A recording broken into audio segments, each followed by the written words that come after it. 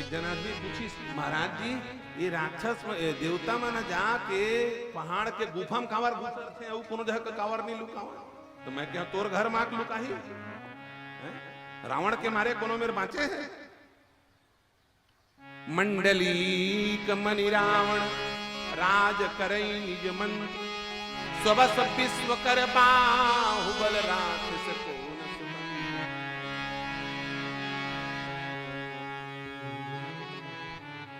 पूरे विश्व को रावण ने जीत रखा है।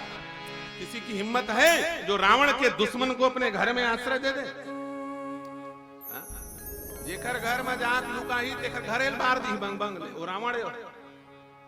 तो देवता मन जानत रही नहीं, ओकरो घर में जाबो तो हमर ले दे दो चार जन भगत बाँचे, तनो मन मर जाए दादा, कोनो होम धूप करैया नहीं रही। तो देवता बेचारे क्या करते थे? बोले रावण आवत सुने सको हा देवन तके मेरुगिरी को। सुमेरु के गुफाओं में जाके घुसते थे। गुफा में कोकरो नाम थोड़े लिखा है। अब गुफा में आग कैसे लगाओगे? पहाड़ में। और दूसरी बात, घर में जाके लुका ही तो रावण घुसर जी घर भी, लेकिन गुफा में रावण नहीं घुस सकता। क्यों? रावण कैसा है?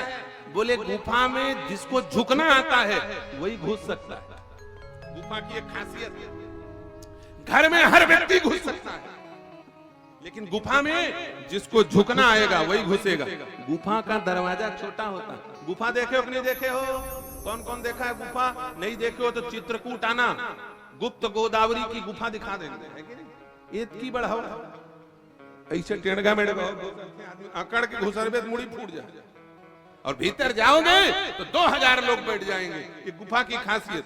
वहां अकड़ने वाला व्यक्ति नहीं घुस सकता, वहां झुकने वाला विनम्र व्यक्ति घुस सकता है। और रावण सब कर सकता है, लेकिन झुक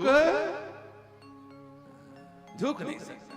इसको झुकना नहीं है, ये घुस ही नहीं सकता गुफा में। अच्छा मान लो घुस भी जाता, लेकिन बेचारा 10 ठिमुड़ी, के ठिमुड़ी है?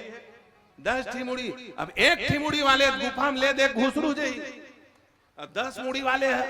इतनी बार देखा थे, 2 बार के 9वां नंबर की मुड़ी फूट गई, इतनी बार देखा 6वां नंबर की मुड़ी ठाल फूट गई, है कि? ये बड़ा मरना डर के मारे रावण गुफा चारों ओर घूमा, लेकिन घुसरत नहीं, कोजनी कौन मुड़ी फूटी। इसलिए रावण, देवता लोग बड़े होशियार, वो गुफा में घुसते थे। रावण आवत सुने सको हा देवन तक्यो मेरुगिरी। हजारों लोग भाग जाते हैं, ये दशानन का प्रभाव। लेकिन दशरथ का प्रभाव क्या है? आगे होई जेहि सूरपति ले, आगे हुई जेहि सूरपति ले, आगे हुई जेहि सूरपति ले, आगे हुई जेहि सूरपति ले। अर्ध भाग सिंहासन देहि, अर्ध भाग सिंहासन देहि, अर्ध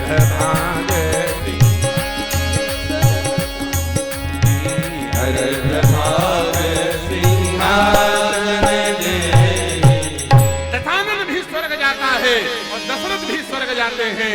एक जब जाता है तो भय पैदा होता है, और दूसरा जब जाता है तो भाव पैदा होता है। यारे इस संसार में जिस व्यक्ति के कारण भय पैदा हो वह व्यक्ति निंदनीय होता है, और जिस व्यक्ति के कारण भाव पैदा हो वह वंदनीय वंदनीय होता है। संत वंदनीय है, संत वंदनीय है। क्यों? उनको देखकर भाव पैदा होता है। और दुष्ट निंदनीय है। क्यों? उनको देख करके भय पैदा होता है। इसलिए संत वंदनीय है। दशरथ जी ने कहा, गुरुदेव मेरा अधिकार धरती के बाजार में भी है, स्वर्ग के बाजार में भी है। आप कहोगे स्वर्ग का कल्प वृक्ष लेके आओ, मैं केवल इंद्र को वो इशारा कर दूंगा, वो अपना कल्प वृक्ष उखाड़ के मुझे दे देगा। मेरा मित्र है देवराज इंद्र। 5 किलोमीटर बचा है, महाराज जी आ गए। 1 किलोमीटर तो गांव में घुसने में लगता है कि नहीं? 5। क्या करोगे? रोड रास्ता गाड़ी घोड़ा काफिला है, 2 4 5 गाड़ियां आगे पीछे है कि नहीं, लेकिन फायदा है हमार का नुकसान है, कथे सुना है कि नहीं। हाँ? जितने समय यहाँ बैठोगे उतने समय झंझट से बचोगे, इस बात को याद रखना। और एक बात की कोई गारंटी नहीं ले सकता, लेकिन उस बात की गारंटी हम लेते हैं, जितने समय तक व्यक्ति यहाँ पर बैठ करके यज्ञ भगवान की चरण में सत्संग कर रहा है, काल उसका कुछ नहीं बिगाड़ सकता। वो सुरक्षित है, वो व्यवस्थित है, क्योंकि वो महाकाल के चरण में बैठा है। इसलिए काल की तरफ मत देखो, अभी महाकाल की तरफ देखो, महाकाल का यज्ञ हो रहा है।